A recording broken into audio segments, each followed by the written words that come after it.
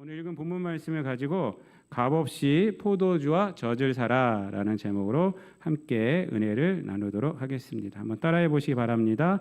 값없이 포도주와 젖을 사라. 여러분, 이 제목은 1절 말씀에 이제 나오는 것을 그대로 제목을 삼았습니다. 값없이 와서 포도주와 젖을 사라. 1절 마지막에 이렇게 말하고 있잖아요. 이 구절이요. 근데 좀 말이 안 되는 구절입니다. 좀 이따가 제가 설명을 해드릴게요. 여러분, 종교는요, 궁극적으로 인간의 구원을 목적으로 하고 있습니다. 이 세상의 종교는 크게 이제 두 가지로 나눠요. 이제 이 세상의 삶을 위한 종교가 있어요. 그건 좀 하등 종교라고 그래요. 그래서 이제 이 세상에서 잘 되면 되는 거예요. 그래서 이제 미아리 점이나 뭐 이런 것들 보는 거, 이런 것들은 그래요. 이 세상에만 관심이 있는 거예요. 그렇지 않고 이제 구원을, 영적인 그러한 것들을 좀 생각하며 영적인 그 것들을 구원을 위해서 생긴 종교들이 있습니다. 그것은 이제 고등 종교라고 보통 얘기를 합니다. 고등 종교에서도 뭐 이 세상의 삶을 위한 그 바라는 그런 것이 없는 것은 아닙니다. 근데 그것이 목적이 아니라 이제 이 영혼의 구원을 위한 것이 이제 목적이 되는 것이죠. 그래서 이제 이 고등 종교는 궁극적으로 인간의 구원을 다 목적으로 합니다. 그렇기 때문에 구원에 대한 방법을 이제 다 제시를 합니다. 그런데 바로 이 지점에서 기독교하고 타 종교하고 구분이 됩니다. 타 종교는요, 이 방법들을 많이 이제 알려 줍니다. 그런데 뭐가 구분이 되냐면 기독교는 방법이 없다라고 얘기를 하는 것이 기독교입니다. 방법이 없기 때문에 포기해라 이런 것이 아니라 인간에게는 그런 능력이 없다라는 거죠. 그래서 이제 하나님께서 해주신다. 그것을 하나님께서 해주신다라고 말해요. 이것을 은혜라고 이제 말을 하는 것입니다. 그래서 타종교하고 구분되는 것이 은혜입니다. 은혜로 우리는 구원받는 거지 인간의 노력으로 받는 것이 아닙니다. 어떤 방법으로 구원받는 것이 아닙니다. 타종교가 구원의 방법을 얘기한다는 것은 뭐냐면 인간의 능력으로 구원을 받을 수 있다라고 말하는 거예요. 인간의 능력으로 받을 수 있다. 그러니까 방법을 얘기해 주는 거예요. 방법을. 그러나 이런 방법으로 구원받을 수가 없어요. 특별히 이제 죄의 문제를 해결받을 수가 없습니다. 여러분, 죄의 문제 해결에서 가장 중요한 것은 자신이 아니라 용서예요, 사실은요. 그렇죠? 타자의 용서입니다. 우리 인간에게도 우리가 죄를 졌을 때, 인간끼리에서도 죄를 졌을 때 내가 할 도리 다 했다고 해서 용서받는 것이 아니잖아요. 타인이 날 용서해 줘야 되는 거예요. 그렇죠? 하나님과의 관계에서도 마찬가지입니다. 그 모든 종교는요, 그래서 이제 회개를 강조를 해요. 회개를. 근데 기독교를 제외한 종교는 회개가 이루어짐에 있어서 자신의 업보를 치르면 된다라고 말을 해요. 이게 이제 불교나 힌두교가 얘기를 하는 거죠. 자신의 업보를 이 생에서 다 감당하면 된다라는 것이고, 또는 공로로서 그것을 대신할 수 있다라고 해요. 이게 천주교에서 하는 얘기예요. 그게 공로로서 선한 일을 하면은 그것이 이제 죄를 치르면 된다. 그래서 이제 죄는 있는데 이보다 더 큰 공로를 우리가 하게 되면 없어진다는 거. 그게 거기서 나온 사상이 면죄부 사상이에요. 면죄부. 그래서 이제 이 땅 가운데서 면죄부를 사면 연옥에 있는 지옥과 천국 사이에 연옥이 있다고 그들이 믿잖아요. 우리 기독교는 그거 안 믿습니다. 연옥고리가 천주교에는 있어요. 아직도 있는데 이 세상에 있는 공로로 나의 공로로 우리 어머니 아버지가 천국 갈 수 있다. 근데 그 공로가 돈을 사면 되는 거예요. 그래서 이것 때문에 종교개혁이 일어난 거죠. 베드로 성당을 크게 건축하면서 돈이 모자르니까 요 사상, 요거를 가지고 이용해서 이제 부흥회들을 막 열었어요. 사람들에게 돈을 갖다가 많이 이제 받아서 베드로 성당에 이제 집어넣은 거죠. 건축하는데. 그래서 이제 마르틴 루터가 그건 아니다 하면서 이제 95개조 방방문을 비텐베르크 성당에 교회에 붙인 거예요. 이것은 어떤 거냐면 면죄부 판매에 대한 95개조 방방문을 한 거예요. 거기서 이제 나온 것이 회개가 무엇인지를 나오고 있습니다. 여러분, 이것은 뭐냐면 이렇게 말하는 것은, 회개에 대해서 이렇게 말하는 것은 타자를 소외시키는 겁니다. 하나님을 소외시키는 거예요. 회개에 있어서 자기중심적이 되잖아요. 내가 공로를 세우면 된다. 그리고 내가 업보를 치르면 된다. 이게 자기중심적인 거예요. 인간의 능력에 기대해서 이러한 회개를 말하고 있는 것입니다. 타종교는 이렇게 말해요. 그러나 기독교에서 말하는 회개의 이루어짐은 완전히 다릅니다. 우리가 은혜로 구원받기 때문에 회개가 이루어질 수 있는 것도 인간에게 있지 않아요. 누구에게 있습니까? 하나님께 있는 거예요. 하나님께서. 그러니까 회개가 이루어지면 은혜로 되는 거지 인간의 노력으로 되는 것이 아닙니다. 이것이 성경에서 말하고 있는 것입니다. 성경이 말하는 그 회개가 이루어짐의 근거는 하나님의 은혜에 있어요. 하나님이 이미 용서의 의지를 갖고 계시다. 이것을 말하고 있어요. 그래서 구원받는 거에서 성경은 회개를 조건으로 제시하지 않습니다. 조건으로 제시하지 않고 그리고 회개에 대해서 너 이렇게 해야지 너 구원받아라고 말하지 않아요. 성경에서 계속 말하고 있는 것은 뭐냐면 하나님이 이미 너를 용서해 주셨어. 그러니까 그것을 믿어라고 말하는 거예요. 이게 기독교에서 말하는 회개예요. 이것이 바로 성경의 독특한 거예요. 다른 종교하고 완전히 다른 것입니다. 그 대표적인 말씀이 성경에 많이 있지만 오늘 본문이 바로 그것을 말씀을 해주고 있어요. 이사야 선지자는 이스라엘을 향해서 이렇게 얘기하고 있습니다. 1절부터 3절까지 말씀 본문을 한번 다 같이 읽어볼게요. 시작. 오라 너희 목마른 자들아 물로 나오라 돈 없는 자도 오라 너희는 와서 사 먹되 돈 없이 값 없이 와서 포도주와 젖을 사라 너희가 어찌하여 양식이 아닌 것을 위하여 은을 달아주며 배부르게 하지 못할 것을 위하여 수고하느냐 내게 듣고 들을지어다 그리하면 너희가 좋은 것을 먹을 것이며 너희 자신들이 기름진 것으로 즐거움을 얻으리라 너희는 귀를 기울이고 내게로 나와 들으라 그리하면 너희의 영혼이 살리라 내가 너희를 위하여 영원한 언약을 맺으리니 곧 다윗에게 허락한 확실한 은혜이니라. 아멘. 여러분 이 말씀이 지금 1절부터 3절까지 하는 말씀을 통해서 하나님께서 지금 이사야를 통해서 말씀하는 거 아닙니까? 이 말씀을 통해서 우리에게 주시는 의미는 뭐냐면 나는 받아줄 준비가 다 됐다는 거예요. 양식이 아는 것을 위해서 은을 달아주며 이런 거 하지 마. 그 쓸데없는 일이다. 이 인간의 노력은 쓸데없는 일이다. 그것으로 구원받지 못한다. 이미 나는 너희를 용서해 줄 그런 모든 준비가 다 되어 있다. 그러니까 내게로서 들으라라는 거야. 들으라. 근데 오늘 본문 1절 말씀에서 오늘 제목이긴 한데 값 없이 와서 뭐라 그래요? 포도주와 젖을 사라. 돈 없이 값 없이 와서 젖을 사라. 여러분 이 말씀은 의미하는 걸 다 알 수 있어요. 이 말은 뭐냐면 그냥 와도 내가 너에게 포도주와 젖을 주겠다라는 말이에요. 근데 이 표현이 정말 재밌습니다. 값 없이 와서 뭘 하라 그래요? 사라 이렇게 말하고 있잖아요. 그냥 와 내가 줄게 이렇게 말하지 않고 값 없이 와서 사라라고 말하는 것이에요. 사라. 이 사라는 것이 굉장히 이게 뭐냐면 하나님의 의지를 말하고 있는 거예요. 하나님의 돈 없어도 된다. 값 없어도 된다. 내가 주겠다는 거야. 이것은 주겠다. 그 사라라고 말하는 것이 내 의지가 있다는. 하나님의 의지는 그냥 와라. 돈이나 뭐 값이나 이런 거 갖고 오지 않아도 된다. 그냥 와라. 그래도 너 살 수 있어 이 말이에요. 돈을 없어도 살 수 있고 값을 치르지 않아도 살 수 있어 이 얘기를 하고 있는 거예요. 그래서 하나님의 의지를 지금 여기서 부각시키는 것이 바로 이 표현입니다. 돈이 있어야만 살 수 있는 것이 세상이지 않습니까? 값을 치러야지만 살 수 있는 것이 세상이지 않습니까? 그런데 너 돈 없어도 살 수 있어. 값 없어도 살 수 있어. 나에게만 돌이키면 돼. 나에게로 오기만 하면 돼라고 말해요. 그리고 마지막 3절 말씀에서는 이것을 뭐라고 말하냐? 확실한 은혜라고 말해요.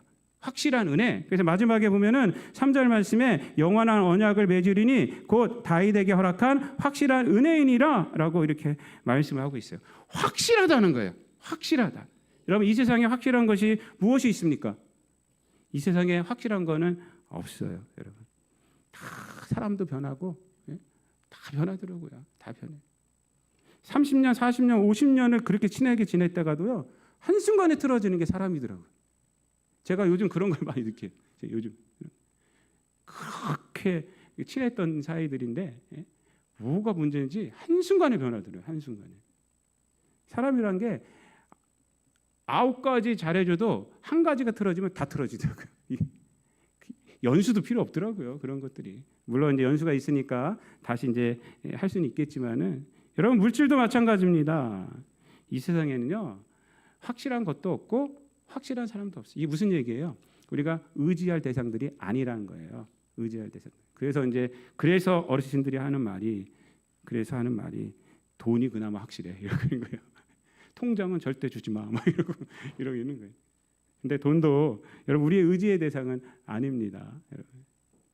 제가 밴쿠버에서 목회할 때 조정옥 권사님이라고 우리나라 당시 박정희 대통령 때 재벌 회장님이셨어요. 회장님 사모님이셨어요. 그래서 이제 밴쿠버에서 사시는데 어떻게 저랑 만났어요. 저 이제 친했는데 저 오기 전에 돌아가셨어요. 돌아가셨는데 그분이 늘 제가 가끔 얘기했을 거예요. 그분이 늘 그런 얘기해요. 그분은 회사를 갖다가 줄 때 자녀들에게 안 주고 전문 경영인에게 줬어요. 전문 경영인. 박정희 대통령 때는 미국도 우리 못 갔거든요. 한국 사람들은. 근데 그분한테는 미국 비자 주고 그랬어요. 다. 워낙 잘 사니까. 박정희 대통령이 키웠던 그 기업이라서. 하여튼 그분이 그런 얘기를 해요. 목사님, 전문 기업인한테 넘기고 자녀들에게 안 물려준 게 너무나도 다행이에요.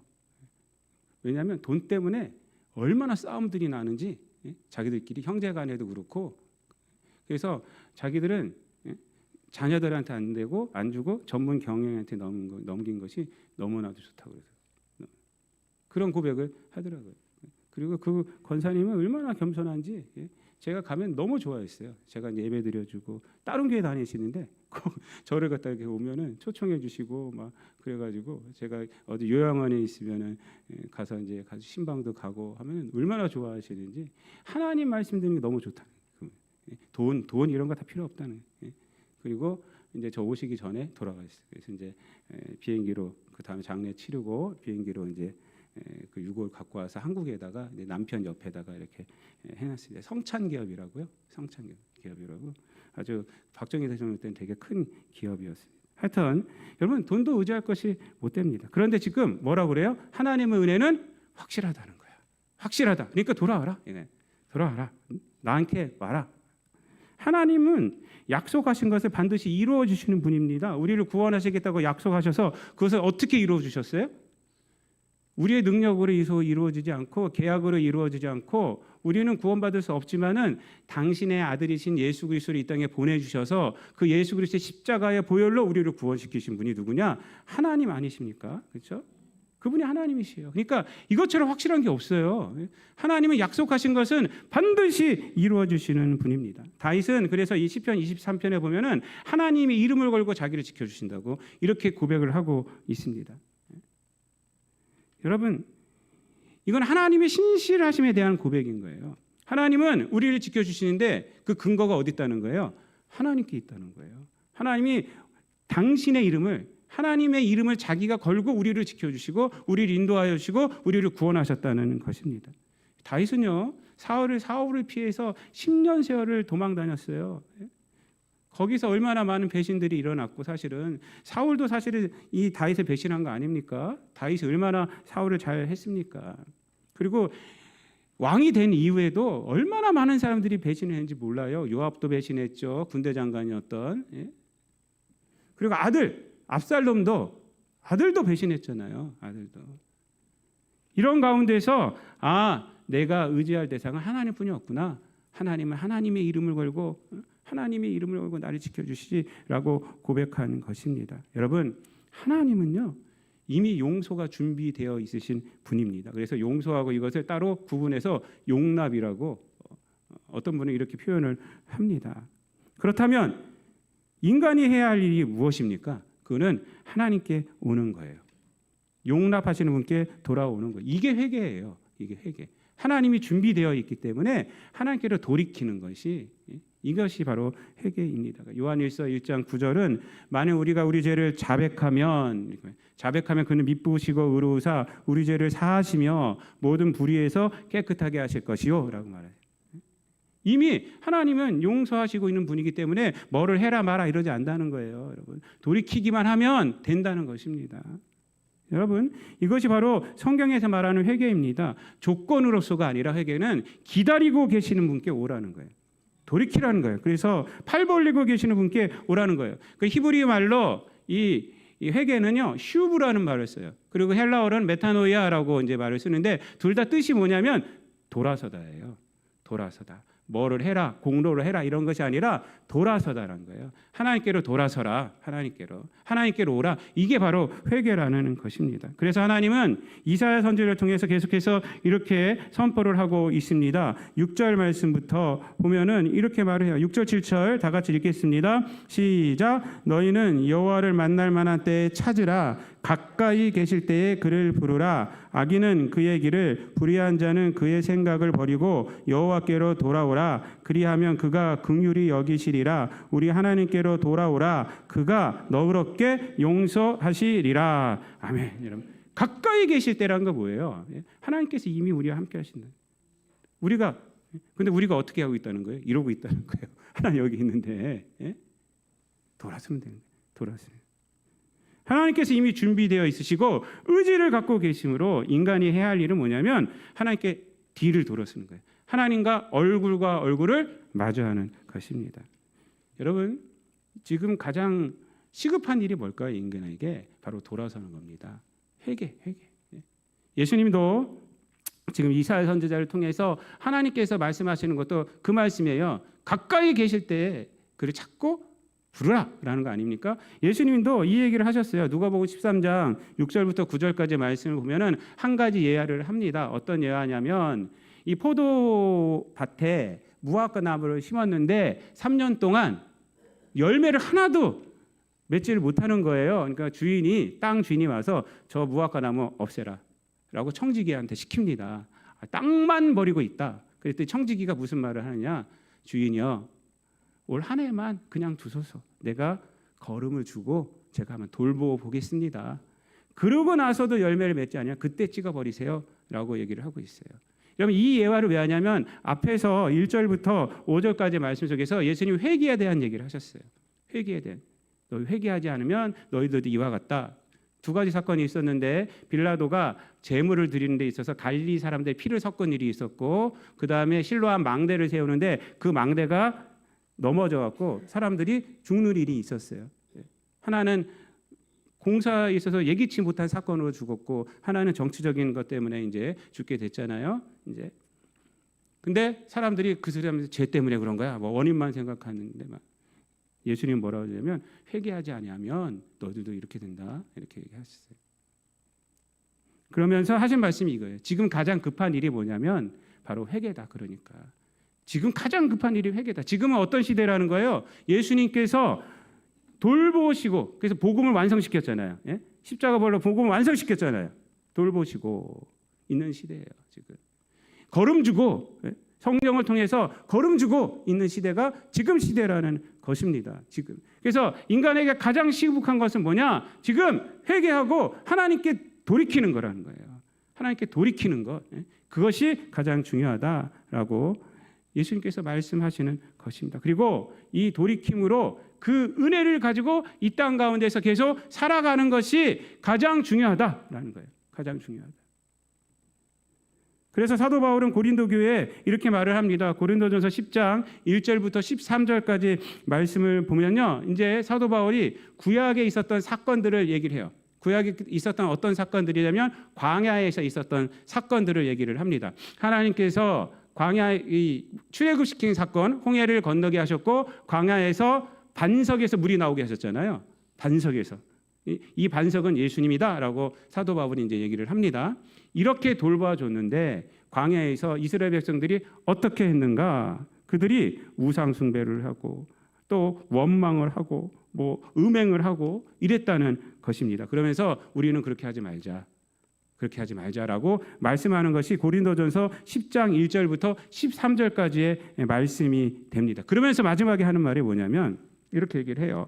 11절 말씀에서 그들에게 일어난 이런 일은 본보기가 되고 또한 말세를 만난 우리를 깨우치기 위하여 기록되었느니라. 지금이 말세라는, 여러분 지금이 말세를 살아가고 있어요. 예수 그리스도의 십자가와 부활로 통해서 구원이 이루어졌잖아요. 다시 오시겠다고 재림의 말씀을 하시고 예수님이 승천하셨잖아요. 이게 말세예요. 지금 그 이후로는 말세. 왜? 구원이 완성됐기 때문에 말세를 살아가고 있는 거예요. 우리가 지금 말세는 뭐 나중이 아니라 예수님 재림하시면 끝인 것이고요. 지금 예수님께서 걸음을 주고 지금 그 무화과나무를 돌보고 있는 시기, 이 시기가 바로 말세를 말합니다. 그래서 이 사건들은, 이 광야에서 있었던 이 사건들은 본보기가 되고 또 말세를 만나 우리를 깨우치기 위하여 기록되었느니라. 그러므로 이렇게 말해요. 그런즉 선줄로 생각하는 자는 넘어질까 조심하라라고 12절 말씀 속에서 얘기를 하고 있습니다. 선줄로 생각한 자는 넘어질까 조심하라. 이 무슨 얘기일까요? 하나님의 은혜를 받았잖아요. 그렇죠? 우리가 하나님께서 우리를 팔벌로 벌을 이렇게 있잖아요. 그래서 이제 하나님께 돌이킴으로 우리가 구원을 받았지 않습니까? 그 은혜를 붙들고 살아가야 한다는 거예요. 예? 그렇게 서 있는 자들은 그 은혜가 능력이 돼야 되고 그 은혜를 통해서 거룩함에 이르는 삶을 살아가야 한다는 것입니다. 이게 성도들이 갖고 있는 의지가 돼야 돼요. 의지. 여러분, 구원받음과 거룩함에 이르는 것은 다른 성질의 것입니다. 근데 다른 성질의 것인데 이게 다 은혜로 되어지는 거예요. 은혜로. 구원받음도 하나님의 은혜로 되어진 것이면 거룩함도 하나님의 은혜로 되어지는 것 아니겠습니까? 구원받음이 어떻게 우리가 구원받았어요? 예수 그리스도의 보혈로, 그렇죠? 예수 그리스도의 부활의 의로 우리가 구원받았잖아요. 우리가 한 것이 하나도 없어요, 그렇죠? 우리가 한 것이 하나도 없는데 우리가 구원받은 거예요. 이것은. 그럼 거룩함에 이르는 것은 내가 할 수 있어요? 내가 할 수 없어요. 거룩함에 이르는 것도 우리가 하나님께서 해주셔야 돼요. 성령의 은혜가 필요한 것입니다. 그래서 성도들은 무엇을 해야 되느냐? 하나님께서 구원을 해주신 그 은혜가 씨앗이 돼서 우리는 계속 그 은혜 앞에, 하나님의 은혜 앞에 나아가는 능력이 돼야 되는 거예요. 그래서 하나님 앞에 나아가야 되고 또 하나님을 의지해야 되고 성령의 은혜를 구해야 되고 하나님 앞에 기도해야 되고, 예? 이렇게 돼야 되는 겁니다. 구원받고 나면 끝이 아닙니다. 이제는 내가 할 수 있어요? 천만의 말씀이요. 우리는 처음부터 끝까지 하나님의 은혜로만 되는 것입니다. 구원받은 자에게 필요한 의지, 영어로 말하면 willingness인데 이 willingness, 의지는 어떤 의지가 돼야 되냐? 하나님을 더욱더 의지하는 의지가 돼야 돼요. 이 의지가 하니까 이게 우리나라만 다 똑같아가지고 이 의지는 영어로 willingness예요. 의지한다는 것은 기댄다는 거잖아요. 이게 rely on이에요. 그러니까 성도의 willingness는 하나님을 rely on하는 willingness가 돼야 한다고요. 갑자기 영어로 해서 죄송합니다. 제가 영어도 못하는데. 예? 한국말로 하면 되게 헷갈려요. 예? 성도의 의지는 하나님을 의지하는 의지가 돼야 된다니까. 예? 성도의 willingness는 하나님을 rely on하는 willingness가 돼야 한다. 그게 나의 의지가 돼야 하는 거예요. 예? 여러분, 그래서 우리가 구원받았으면 어떻게 해야 되는지 아세요? 성령의 은혜를 더욱더 사모해야 됩니다. 계속해서 하나님의 은혜를 생각해야 합니다. 하나님의 말씀 앞에 가까이 나가야 합니다. 그리고 하나님의 그 주신 소명을 감당하려고 해야 되고 구원받는 자들이 더욱더 만나려고 해야 되는 거예요. 그게 의지예요. 그게 의지. 하나님의 의지를 향한 의지여야지. 하나님의 구원의 은혜를 향한 의지여야지. 이제는 난 구원받았으니까, 믿음으로 구원받았으니까 이 세상을 향해 나가도 돼 라면 그건 아무것도 안 되는 것입니다. 여러분, 이스라엘 멸망이 왜 멸망당한지 아십니까? 오늘 이렇게 본문 말씀 이사야서 지금 제2 이사야예요. 제1 이사야는 1장부터 39장까지예요. 거기는 시대가 아수르예요. 아수르. 근데 40장부터는 이제 제2 이사야, 이제 바벨론 포로기로 이제 확 넘어옵니다. 이 바벨론 이렇게 망한 거예요. 망한 거. 근데 바벨론 이렇게 왜 망했습니까? 세상적으로 봤을 때, 우리 세상적인 지혜로 분석했을 때 정치적으로 망했고 군사력이 약해서 망했다. 정치적인 분열이 있어서 망했다라고 세상적으로는 말을 합니다. 근데 성경에서는 뭐라고 말하고 있느냐? 하나님을 의지하지 않았기 때문이에요. 하나님의 백성인데 하나님의 은혜가 있는데 그 은혜로 하나님을 의지하지 않았기 때문에 망했다라고 성경은 계속해서 우리에게 말씀을 해주고 있습니다, 여러분. 특별히 이제 이사야서 37장을 보면은 거기는 이제 아수르에 대한 얘기가 나와요. 히스기야 시대가 나오는데 아수르의 장군 사네립 장군이 이제 쳐들어오지 않습니까? 근데 하나님께서 어떻게 이겨주세요? 18만 5천 명을 하루아침에 죽여요.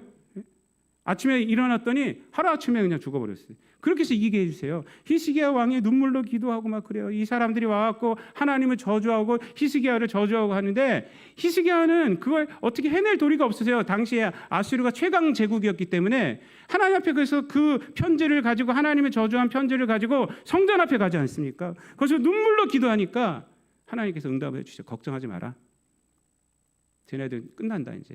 너희들 지지 않는다. 그래서 이겨요. 그래서 하나님께서 어쩐 일인지 그 다음날 아침에 18만 5천 명이 죽어요. 18만 5천 명이요. 여러분 놀라지도 않아. 그래서 이겨요. 그 다음에 나오는 말이 뭐냐면 이제 히스기야 왕이 병들지 않습니까? 죽을 병 무슨 병인지 모르겠지만 병들어서 하나님 앞에 또 눈물로 기도해요. 예? 그때 하나님께서 어떻게 해주셨어요? 기도를 들으시고 15년을 연장시켜줘요. 히스기야가 믿어요, 안 믿어요? 하나님, 내가 믿긴 믿는데 그래도 증표를 보여주세요 하니까 어떻게 하셨어요? 해 시계를 뒤로 가게 하셨어요. 해는 동에서 서쪽으로 하잖아요. 서로 가는 도중에 다시 동쪽으로 옮겨주셨어요. 이게 증표다. 딱 말해요. 그리고 진짜 나섰어. 낳고 나니까 바벨론 사절단이 옵니다. 무로닥 발라딘이라는 사람이 그때 그 당시에 그 바벨론 왕이었는데 와요. 와갖고 히스기야가 무슨 짓을 해요? 자기 내탕과 모든 무기를 궁정에 있는 걸 다 보여줘요. 이사야가 딱 오죠. 하나님께 보내줘서 왜 그런 짓을 했습니까? 왜 그런 짓을 했습니까? 그래서 당신의 후손들은 바벨론에게 종이 될 것입니다. 그때 그 예언이 나와요. 근데 왜 하나님께서 그 예언을 하실까요? 이사야 선지자를 통해서 히스기야 왕에게. 히스기야 왕이 뭘 의지한 거예요? 뭘 자랑한 거예요? 자신의 무기와 세상 것을 자랑한 거예요. 하나님의 은혜를 받았잖아요. 생명이 연장됐잖아요. 근데 그것을 자랑하지 않고 무기를 자랑한 거예요. 당시 바벨론 제국이 아수르에 쫓겨서 다른 데로 갔긴 했지만 그래도 큰 제국이에요. 큰 제국. 그래서 이스라엘에게 잠깐 우리가 힘을 합치자라는 그런 마음으로 사절단이 온 거긴 하지만 그래도 큰 제국이에요. 히스기야 왕이 보여준 게 뭐가 잘났겠어요, 여러분? 아무것도 아닌 거예요. 아무것도 아닌 거. 근데 그걸 자랑하고 있는 거예요. 무로닥 발라딘한테 바벨론에게 나 이런 거 갖고 있다고 자랑하고 있는 거예요. 바벨론이 무슨 생각했겠어요? 이것들 봐라. 이거 아무것도 아닌 걸 나한테 자랑하네. 이러고 간 거. 여러분, 수류탄 10개 있다고 핵폭탄 가진 사람한테 나 수류탄 100개 있어. 10개 있어. 라고 자랑한 거예요. 바벨론이 뭐라고 생각했어요? 거기서 뭘 자랑해야 돼요? 히스기야 왕이. 하나님을 자랑해야죠.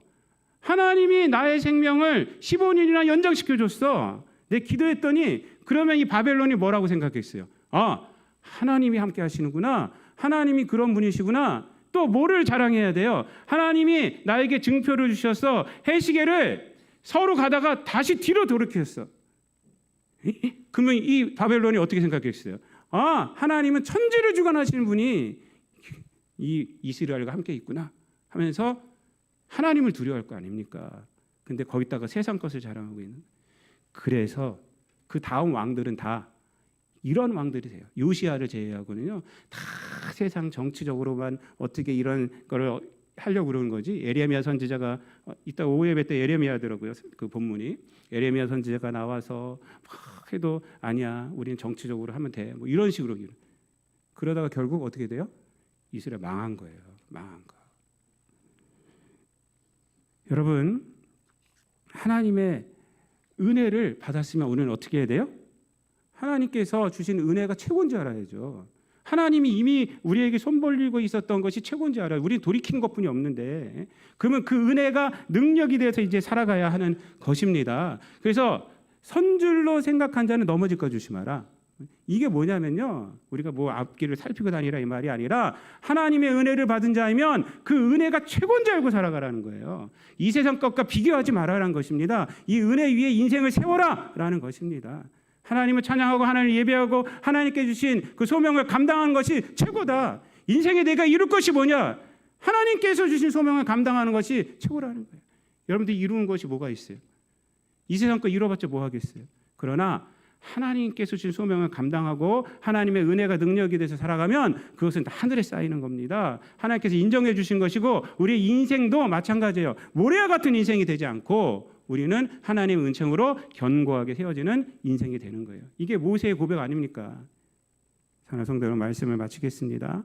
성경에서는 결코 회개를 구원의 조건으로 제시하지 않습니다. 또 하나님은 여러분들을 구원했다고 해서 이 세상 것을 요구하지도 않습니다.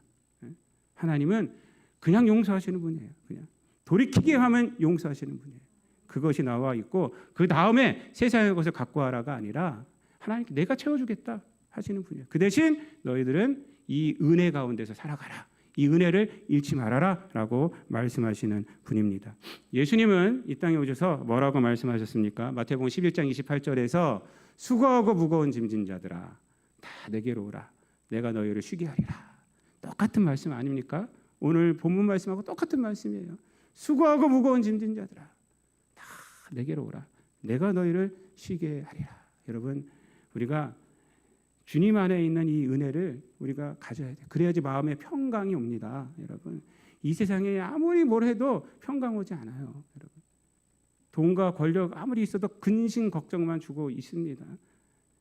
이 세상에 아무리 휴가 좋은 휴가철 그리고 뭐 멕시코 칸툰인지 뭔지 이런 데 갈지라도 여러분 그거는 육체만 쉬는 거지. 여러분, 외출 쉬었다고 평강이 오지는 않아요. 주님 안에 있어야 돼요. 주님 안에 있어야 됩니다. 여러분, 하나님 이미 준비되었기 때문에 이렇게 말한 겁니다. 여러분, 회개하라라고 말한 거예요. 회개하라.